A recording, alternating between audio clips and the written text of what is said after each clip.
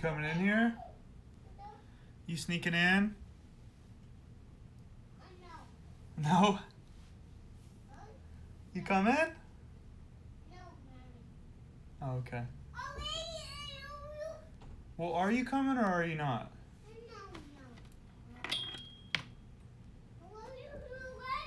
I'm so confused right now. Welcome to life as a dad.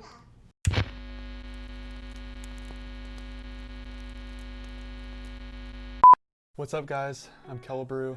So after doing a test run, I decided that it might be a good idea to put a hat on. My hair looked like it was trying to enter orbit and escape my head. Anyway, this video has been a long time in the making. And I don't mean specifically what I'm doing today, but me making a YouTube video in general. I think my account is something like, I don't know, 10 years old or something like that. I'm not 100% sure. But I've gotten a ton of value out of YouTube. It's allowed me to change career paths. It's allowed me to research stuff. Through some videos I've watched, it allowed me to become a full-time mechanic at one point and feed my family and provide for my family off of a free resource. It's allowed me to get into marketing. It's allowed me to discover passions, discover hobbies, and I'm just at a point now where I almost feel obligated to give back in any way I can. Whether that's one person that gets some sort of value out of anything I say, or hundreds or thousands of people, who knows? But all I do know is I'm gonna impact 0 people if I do nothing and just keep consuming. Today, I'm gonna kind of take you through a freelance job I'm doing. Like I said, I've learned how to do mechanic work and it's allowed me to make an income. And I'm gonna take you along, show you the struggles, the challenges you face, how to overcome them, how to look at it. Not an expert at all, but I can kind of take you through my day. I just kind of want to document it so that, why do I want to document it? I think we go through life as a given template that's been set out for us. Now, templates are good. Templates are a great reference point and a great starting point, and they allow you to kind of set a platform, so to speak. Here's when you wake up, here's the career options you choose, here's how many hours you work, you take your vacation, and then you start the process all over again. You truly enjoy yourself on weekends. A couple hours at night you watch TV to escape, and then you take your vacation once a year. You get your 2 weeks off, or some people are fortunate and they get every 2 months they get a couple days where they can take some time off. But I've been living that life for several years, changing career paths to what my interests are, and still I'm kind of left empty because I don't know. I think there's more to life than that. I think there's more to life than truly enjoying yourself and your family for 2 weeks out of the year, or Christmas, or just be a weekend warrior with your kids. I want more than that for my family. My son, I want him to grow up knowing his dad, and I want me and my wife to be his biggest influences. I think in today's world, that's not the case anymore. In order to afford all of these things, you have to put a lot of hours in to your standard job in order to afford that car, that house, just to fill a bunch of stuff in. We've been going through our things, and there's thousands of dollars worth of things that we don't even use. I didn't even know we still had.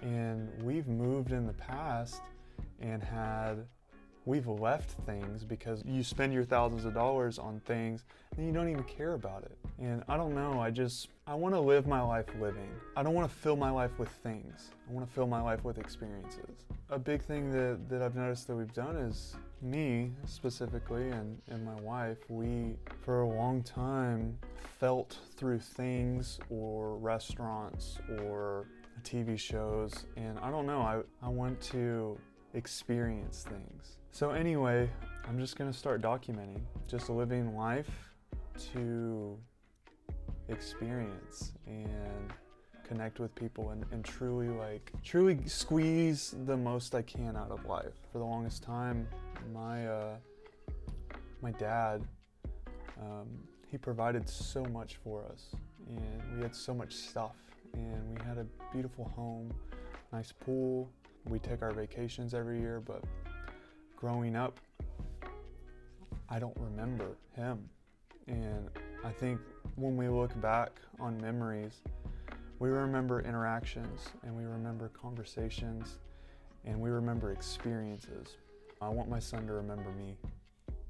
Anyway, I'm going to take you along this journey, and thank you for watching. Thank you for having interest, and we'll see what comes of it.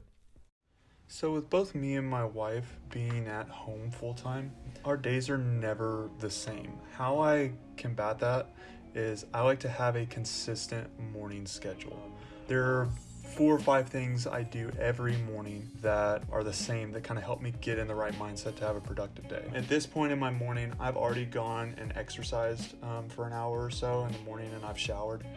And then I'll start reading a book. I like to continually get fresh perspective because I don't want to get trapped in my own thoughts and become unoriginal with my thoughts. So I like to read people's perspectives that have had success or are where I want to be, and get some knowledge and grow my mind a little bit every morning. I usually try and read a chapter or so. Once I'm done with that, usually I like to get my morning started. So from here, we're gonna do whatever worked for the day. We're gonna go fix some parking brakes. So we're gonna grab what we need, and then we're gonna head out.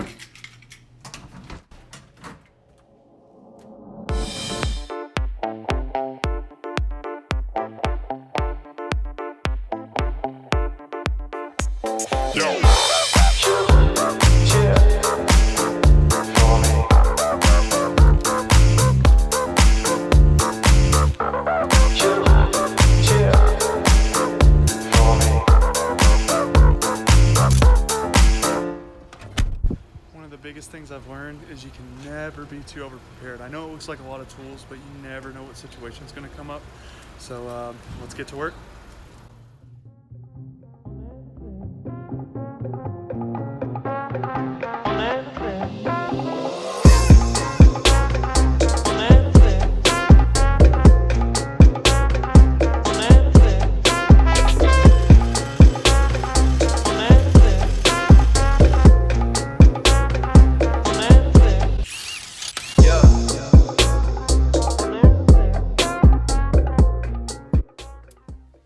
So I had actually diagnosed this yesterday. So the customer was saying that it felt like the back left wheel was like not wanting to move. Almost like we initially, based on what he was describing to me, we initially thought it was the brake caliper, which I'm taking off now. I'm not going to be super in depth on the like how to repair. There are people on YouTube that are way more detailed and who I've actually learned from. So I'll link a channel or two. One guy's named Eric the Car Guy, fantastic technical knowledge, and then there's another guy named ChrisFix, which kind of helped me get on the journey. But anyway, so when we initially diagnosed it, or when we initially looked at it, we thought that it was going to be the brake caliper, but I inspected the brake caliper. It looked fine. If you notice here, you'll see that the whole brake shoe is completely gone, and it actually broke off, and it was inside of the rotor hat, and it was lodging between the rotor hat and the brake shoe, and it was causing it to stick. So here I'm taking both off. There's these 2 clips you got to remove. You got to remove the springs, and then attached now is the parking brake cable. So I got that off, and then I'm putting the new one on. And as you can see, it just clips in there just like that.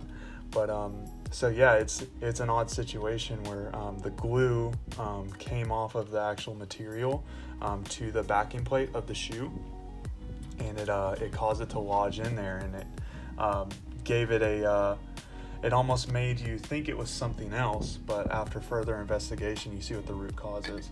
So I should have done this before, but you want to be sure and get all that old brake dust off and clean your surface. So I'm putting that retaining clip back in on the right side, and then I'm putting it on the left side, and getting it all situated. And now it's just as simple as putting the springs together, and then we should be good from there.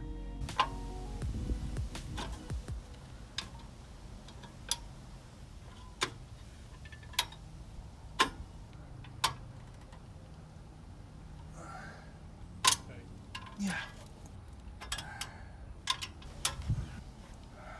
Come on, baby.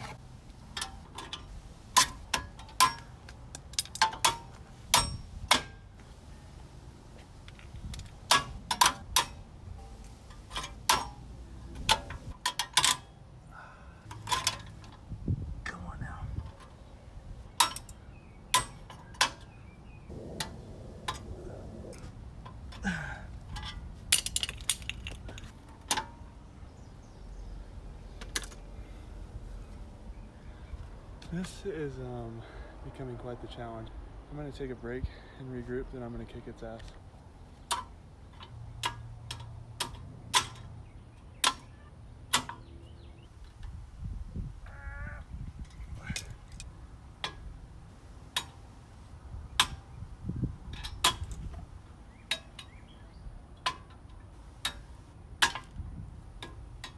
So I'm going to just put the rest of it together and see if that helps.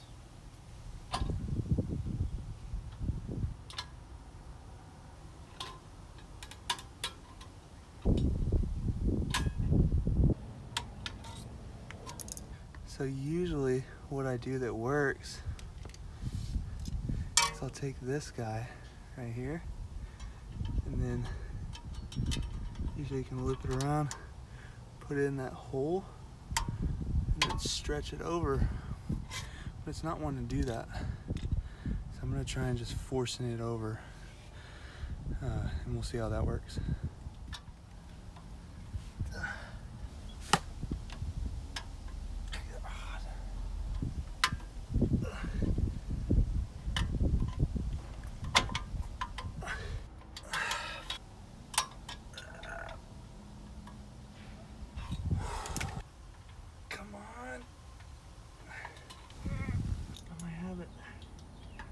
Baby, come on, be sweet, be sweet.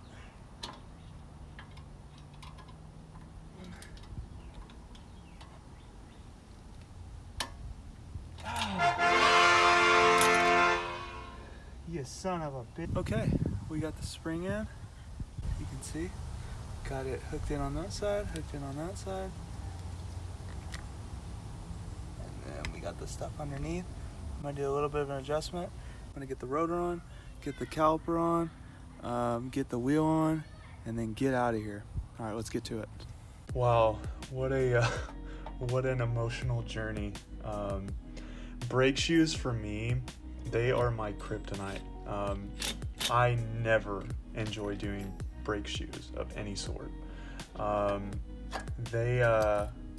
You'll figure one out, and it doesn't apply to the next one because the spring setup is different on every single one. Anyway, it was interesting watching this back. You don't realize how frustrated you get sometimes and how hard certain things are, but that's all a part of the process.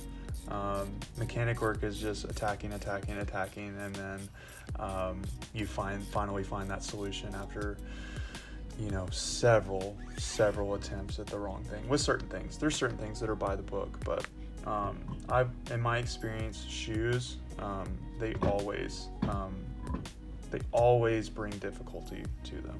Now, quick note with this: These don't have studs. They don't use lug nuts, they use lug studs. So you gotta be super careful when putting the wheel back on, because if you cross thread that, you gotta get a whole new wheel hub, and that is no fun. So just really take your time with this. That's why I'm getting down there. I like to get down there. Range Rovers have this, BMWs use lug studs as well. And I like to make sure that they're threaded before I put any tool on it whatsoever. Once you get there, snug these up. Don't tighten all the way. Just get them snug up to where it's against that rotor hat. And then always, when you are, as you'll see, I'll lift it back up here a little bit. But always, no matter what, torque your wheels to spec. Takes a little bit extra time. That's it. All right, that's a wrap. And that's how you repair a brake shoe on a Range Rover. It's interesting, as I was going over the footage, I guess I didn't realize how many times I attempted it and failed at it. It just got me thinking that that's how life is. You attempt things and fail and readjust and still fail, and then go back to the original thing and fail again, and you fail until maybe you're not doing anything different. Maybe it's not even a new approach, but you try it again for that 1000th time or whatever it is, and for whatever reason, the things lined up the right way, the approach was just right, and then you hit that success, you hit that breakthrough.